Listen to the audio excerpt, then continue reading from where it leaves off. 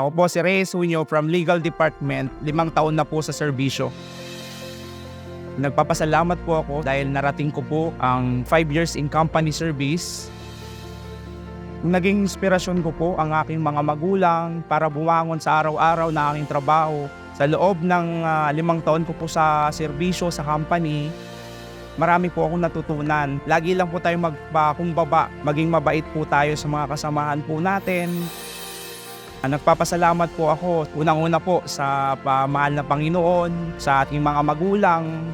Nagpapasalamat din po ako sa mga HR po natin.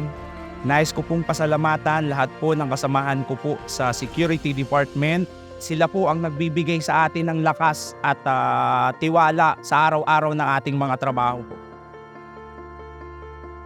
Ako po si Reyes Junio, buong puso sa serbisyo.